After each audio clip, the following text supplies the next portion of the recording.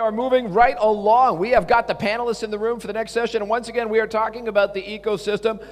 And, you know, getting that link from invention to innovation, which are not the same thing. I think this audience is sophisticated enough to understand that. Invention, innovation, and to finance. And some of the different things that we can do in the ecosystem. I spent the last 3 years working out of a technopark in Hong Kong called Cyberport.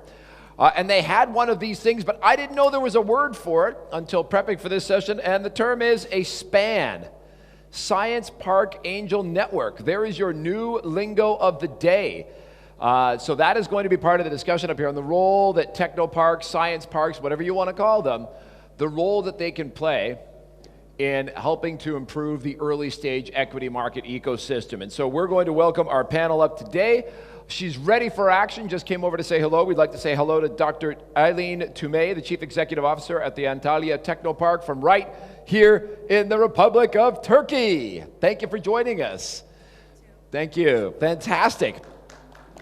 She is going to be joined today by speakers from the Sudan, from Portugal, and from Russia, starting with Dr. Mohammed Al-Hadi, National Consultant of the Social Entrepreneurship Program for Sudan. And I know he is making his way to the stage. He got sidelined. A beautiful woman happens every time. You know, I can't resist either. But welcome to the stage. You made it. Fantastic. Have a seat. He's going to be joined once again. Paulo Andres is going to be lending his deep expertise to us. For those of you that were in the room earlier, you know he's the President Emeritus of EBAN, which is the European Business Angel Network, and a co-investor of Toys R Us, making his way up. And while he's doing that, I see trailing in his wake like a water skier, you know, doing all his best tricks, Vitaly Polekin, I'm going to have to work on that one. President of International Investor Organization, also known as Investoro, from Russia. Vitaly, I was watching The Hunt for Red October last night, but it didn't seem to help with my Russian. I can't imagine why Sean Connery's accent didn't help me out at all with that. All right, very good. So, Dr. Toumé, the floor is yours. Thank you. I think now it's working, huh? Yeah, okay. Welcome to the last panel of the Science and Innovation Summit before lunch. What we will discuss it, the launching an angel investor network. And the Technopark should be a mechanism for accelerating the commercialization of the ideas. So, in one side, entrepreneurs have innovative ideas to turn. They need to convert their ideas to the market, to commercialization. So it means they need access to finance. So if they are matched with the qualified angel investors, their ideas turns to smart investing. In this panel, we will try to find, listening the discussant, experience of them, how entrepreneurs access to finance easily. Do you think they need a new model and connect with the third parties to serve them? To technoparks, for example, they can be catalyze the innovations and create value. Let's start with Mr. Andres first. I think that the role of technoparks is beyond just having startups incubated, is to support entrepreneurs to mitigate the risks in order that when they approach investors, they can show that there are not so many risks in the project. In any project, basically you have 5 risks. You have the market risk, you have the entrepreneur and the team risk, you have the legal risk, the financial risk, and the operational risk. So in all these 5 risks, I think that Technopark can add value to the entrepreneurs, and if they reduce the risk, the willingness of investors will increase based on this risk mitigation. You are thinking as a Technopark should be a good bridge. Yes, should be a risk mitigator, to the entrepreneurs in order to help entrepreneurs first to focus in areas that they have the strengths, and to mitigate those areas where there are some risks. Just having a researcher, for instance, and turning a researcher into an entrepreneur, and the role of a technopark can be just explaining that researcher that is a good researcher, but he needs to have a co-founder in the company that can make the sales, that can make help the execution as well. Increase the capacity building, as we talked before. Yeah. Yeah. Okay. Thank you, Mr. El Hadi. What's your opinion about this topic?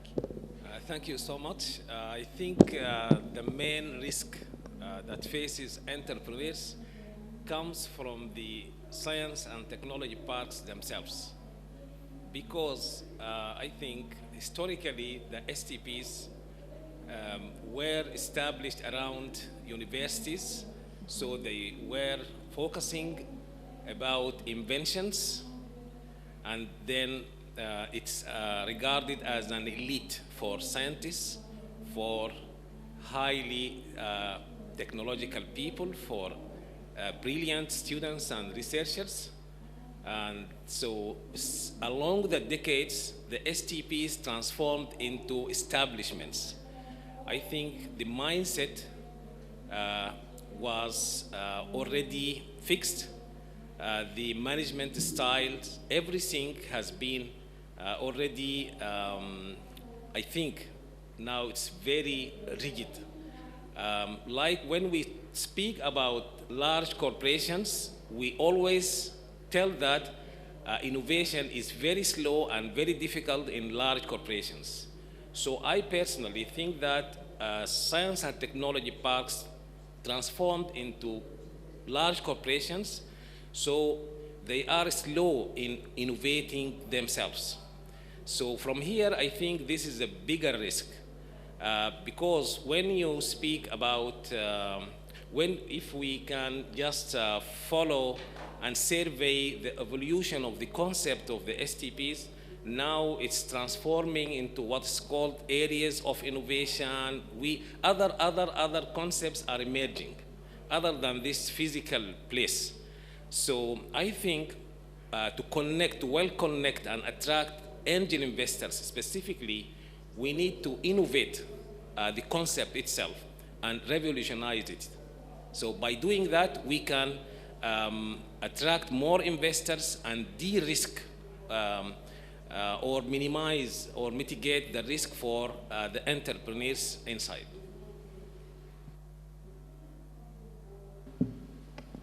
Well, innovation is, well, invention plus commercialization, right? And actually, technology and science park, they can invent, but it's more difficult to commercialize. And of course, we need a new approach in terms of angel networks in order to help commercializing things. Usually there are different types of angel networks. So one of them, for example, when a few private investors decide to invest in startups, they want to share their expenses on the team. So some small group creates some value. Then some people join them, and actually they do something like club fees. They grow the staff. They can absorb more startups, analyze them, they hire analytics and so on. And of course, usually when organization wants to bring their startups to angel investors, they can just collaborate with some existing networks. But when it comes to any science and technology park, so definitely it should be their own angel networks, yeah. And the type of angels there shouldn't be just business angels who wants to make return on venture capital investments, which is quite high, and there are many angel investors who just invest in some interesting startups, starting from the seed stage, where already they have a revenue, and sometimes they co-invest with some professional super angels, or maybe sometimes even with seed funds or VC funds. But when it comes to science and technology parks, there we should have types of angels who actually want to contribute to the company, who want to personally participate in the commercialization process.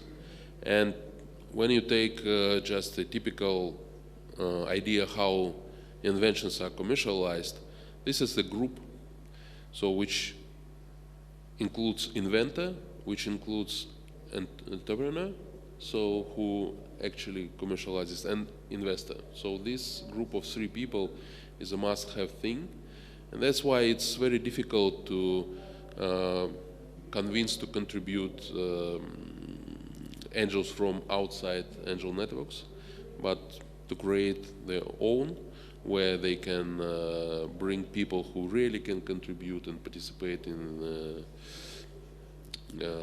the commercialization process. So this is where value creates.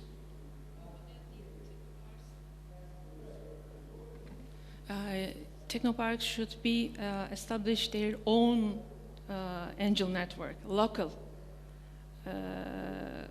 network should be, huh? Yes, this is the ideal situation. Of course, they can start, and also they can also collaborate with outside angel networks, and because there are different stages of the startups and so on. But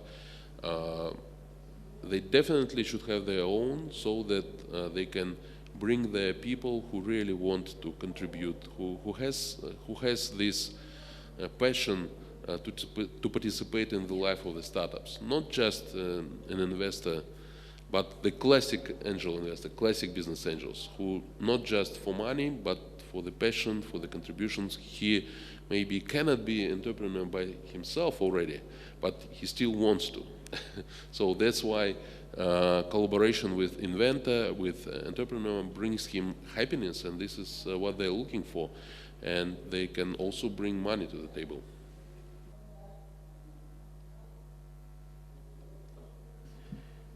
I would like to add to my friend here about the angel investors networks in the science and technology parks. I feel that angel investors are emotionally attached to problems related to the community. So I think one of the approaches is that because each STP has its own specific industries it's working on, like renewable energy, biotechnology, whatever. So it's better, I think, to consider establishing the angel investor network around these specific industries. I mean, to attract like former CEOs or CTOs or CFOs from the specific industry who are willing to become investors. And actually we have the role, we should have the role of attracting them to be angel investors after they leave their positions. And in addition to scientists, university professors who are willing to transfer to angel investors because this is their specific area of expertise. So by this we can create like a technological ecosystem that is around this specific industry.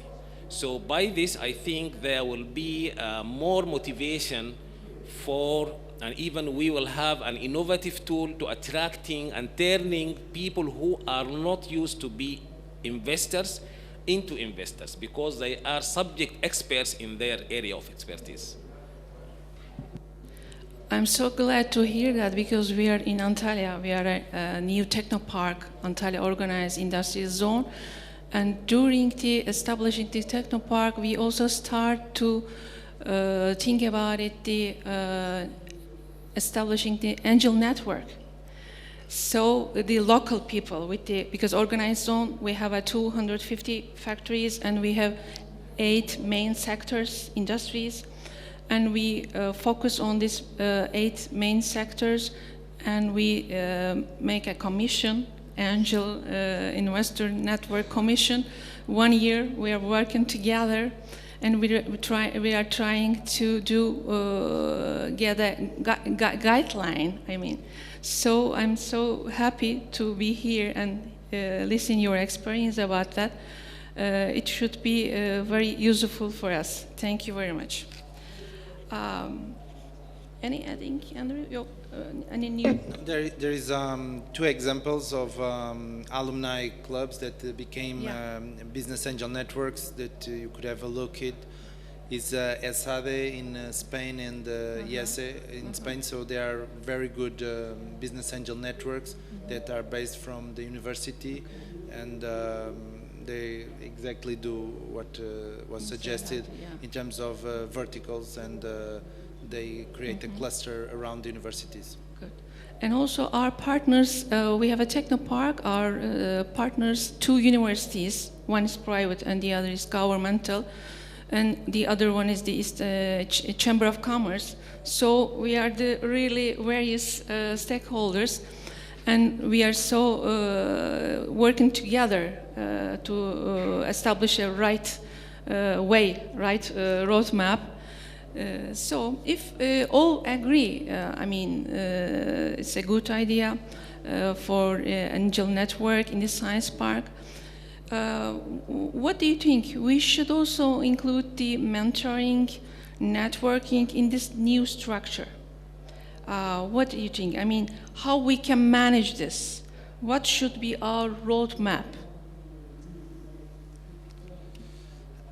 I mean, for the entrepreneurs, so you can create a business angel network there, but if the projects have too much risk, the investors will not invest in, except if the business angels want to help the entrepreneur on a one-to-one basis and then do this work of risk mitigation. So if you want to have it successful, you can help entrepreneurs, for instance, doing prototypes. So one of the things that a lot of entrepreneurs ask money from investors is, I want to do a prototype. And I really don't understand that. First, when someone comes to me and asks for 30,000 euros or dollars to do a prototype, I ask, what do you need? And they tell me, we need to buy 5,000 euros to buy this machine. And I say, you cannot rent it for 2 days, 3 days, or whatever? Or is there, this machine is there in any factory? And they say, there may be in this kind of factory. I pick the phone and I call the factory, hey, you know, we have here an entrepreneur, he needs this machine. Do you mind that he can use this on a Sunday? And the businessman said, yeah, come on a Sunday. And so 5,000 euros. Then we need a battery. And it costs 7,500 euros. And I say, but who supplies these batteries? Oh, this company. I call the company and I say, hey, we have here an entrepreneur. He's doing, he wants to do this prototype. This can be a good opportunity for you if this prototype is successful. Do you have any spare batteries that you can just lend for him to do a test for 30 days? Yeah, we have here several. Just come and pick. So 7,500 euros less. Then I ask, okay, what else do you need? Oh, I need some raw material to test. Okay, who produces this raw material? These companies. Okay, let me call them. So this work that I do sometimes that helps entrepreneurs to do the prototype, and sometimes the universities have equipment to help the entrepreneur to test as well. But of course, it's much easier just to come to a place and ask, give me 30,000 euros. It's easier, but it's not the best way, and it's the art. And a lot of times they fail, and then the entrepreneurs blame the investors. I had this fantastic idea.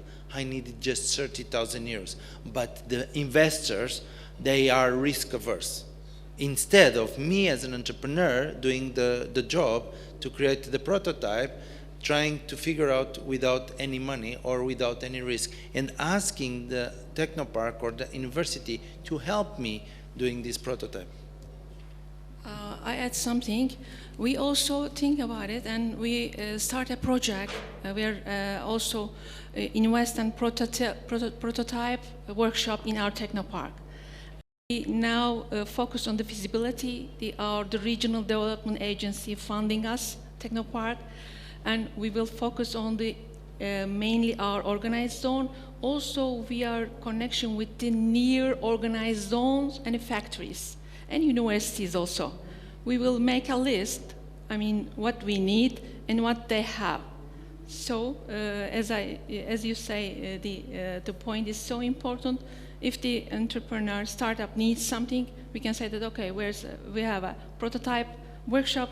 What do you need? You can hire, or maybe you can just nothing pay. So it's a good point for us. Thank you. Can I give you just Sure. one example of one of my portfolio companies? So there are two entrepreneurs on chemical engineers, and they come and they ask 10 million euros from me. So they were pitching for 6 months already from banks, from investors, Yeah, and they were turned down more than 50 times. So they were a little bit desperate when they came to me, and I said, okay, you are asking 10 million euros and you have an idea and you say you are very good. A lot of risk there, Yeah. but if you want, I can do in a different way if you follow my process, my methodology, and then I can invest in you.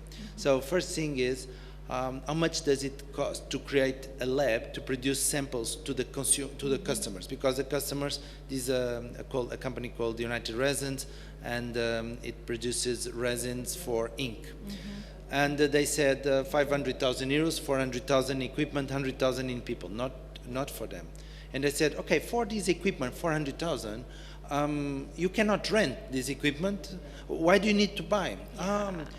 We will look. So they tried to look, they didn't find, but then I said to them, can you talk with the manufacturers of this equipment and tell them the following? Look, if our startup fails, can you buy our equipment back in 1 year time for 50% of the price?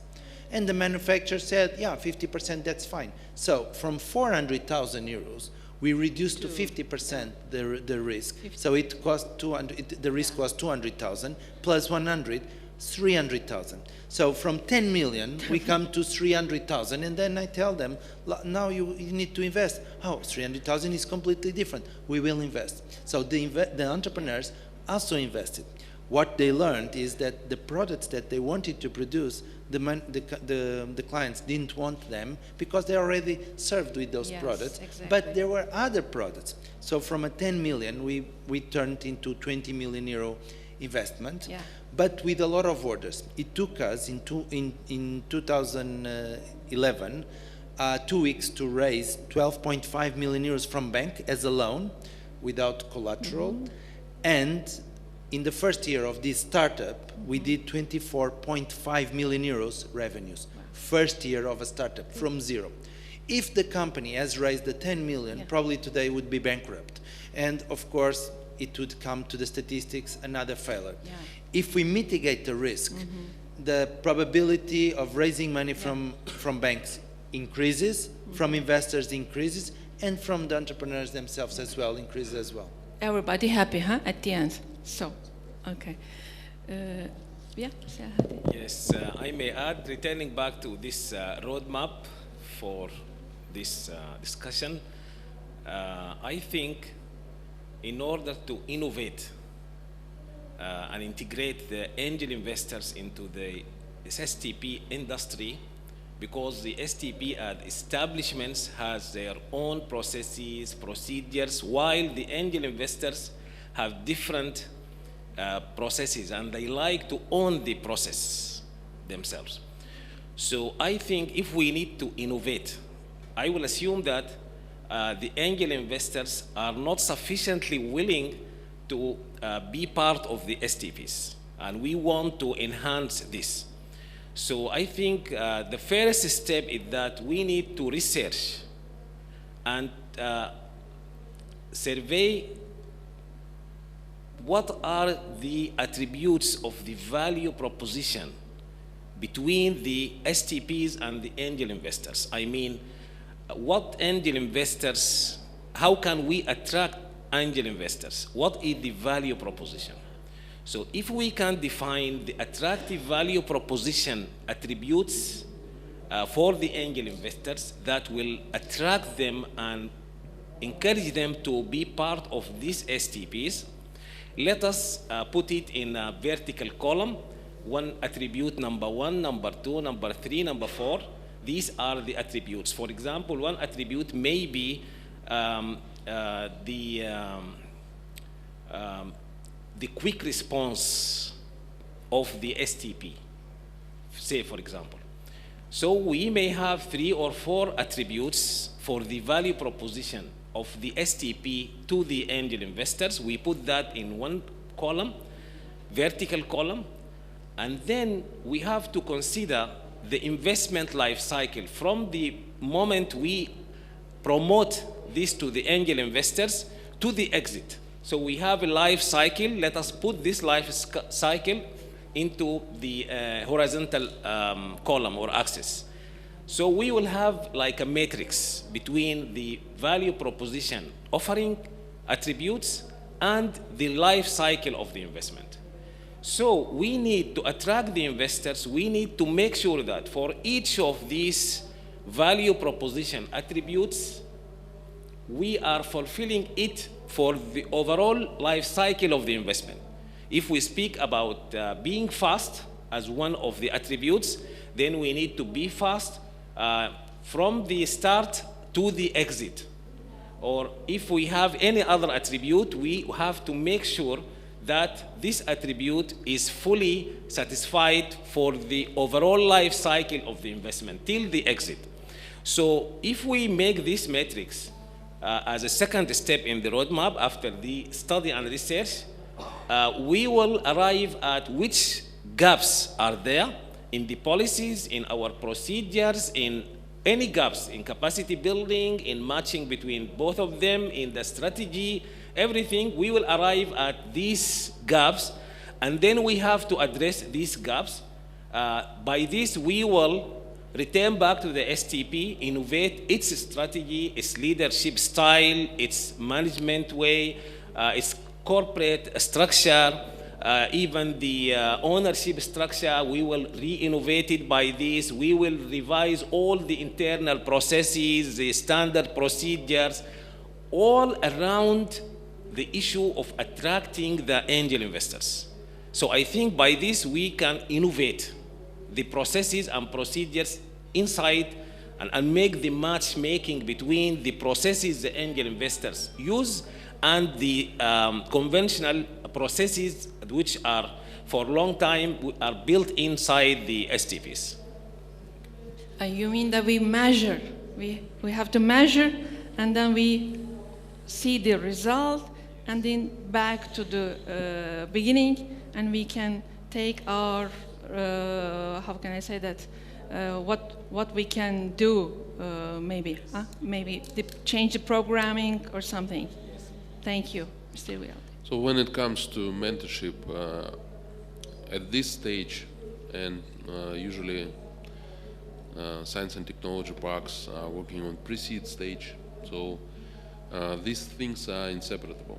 So it's like angel investing and mentorship is like from one and the same guy or girl. So and usually it should be well experienced in business people, for example, like Paulo and his example.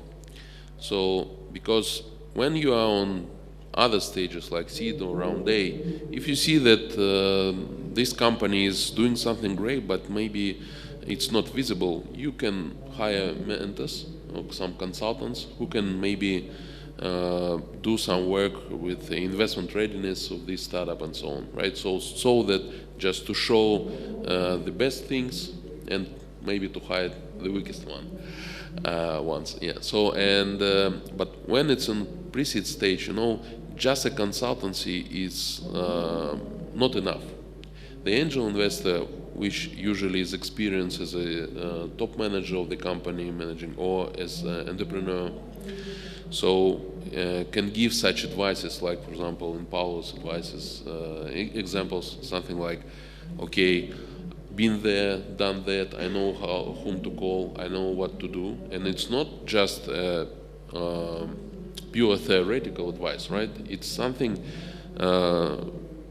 physical that angel investor can bring to the startup. So, and that's how it works. So it's not only money, but it's also mentorship. So, and also, as I mentioned, that though you should have your own angel network customized for not just technology and science parks in general, but for exactly yours, right? It should be done by a professional organization. So, because this is the fastest way for you to avoid all these beginner's mistakes and to launch it professionally and so that it really works. If you do it just by yourself, it will be a disaster. I mean that you will be doing one of the same mistakes which many organizations did before. That if we, after establishing our network, we will gonna support the other networks or what we need. Maybe we need also the mentoring to the angels, investors, right? Am I right? You said that different types of startup we have. So the other side, the companies, investors, just the owner of the company, they forget maybe when they establish the company, they forget everything. At the end, they need training also. So we want to be just equilibrium, right? Equivalence. So, okay, if we establish the technopark and we giving the mentoring, consulting to startup and also the angels. So, do you think we should charge for this service as a technopark? You know, technopark is not the NGOs. So, do you think we should charge? Who will pay? Just take your opinion, please. My last question. I think this a good question is how universities, or in this case technoparks, should be remunerated or by this activity.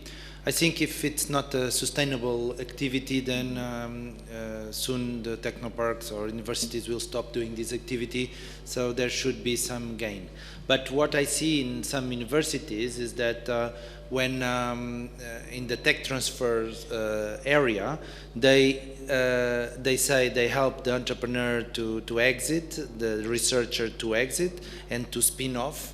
But the first thing is they ask a sum of money from investors. So the first thing that the entrepreneur or the researcher has is to find an investor to pay the university, and this is a little bit crazy because this will not help the researcher to start. So one way, of course, is the university to have a kind of royalties. So if this is successful, they will receive some money for the success. If it doesn't succeed, then they will not receive anything. So it will reduce the risk from the entrepreneur in the first case. So I think it should be remunerated, but based on the success and part of the success, and not create immediately a barrier to the entrepreneur.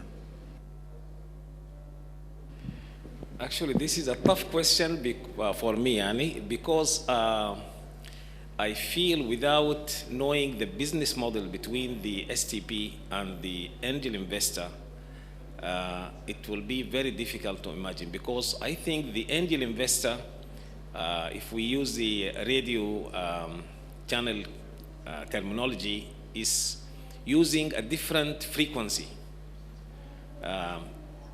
So we need to manage, because in his mindset, he is an investor. he or she. So he decides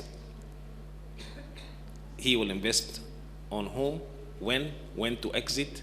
So he have a complete process, and he or she. And then the STP, as linked to the university, has established process for that. So we need to look at how to manage the relationship among these stakeholders, and then redefine the whole playground.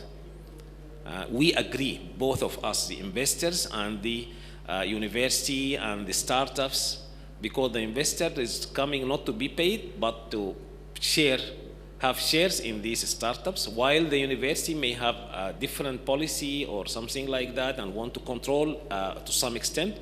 And also there are other stakeholders with the university in this STP. So I think we need to redefine the whole playground and revolutionize it from the beginning. Then we will arrive to a new strategy and business model to tackle that problem. So in general, this is a difficult thing to charge somebody for this.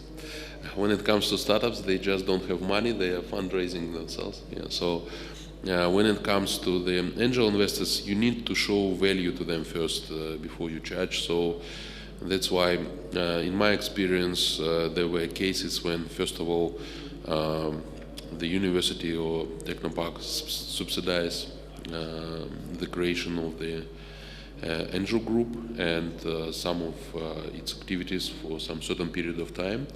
And then when everyone understands how it works and angel investors see some value, because they are not only, the ones technoparks and university need, it's not only about returns and successful exits, it's also about the process in which they want to be involved. And that's why when they see this value, this process, they see that it really fits them, they are ready to pay then, and it can be sustainable in a long term.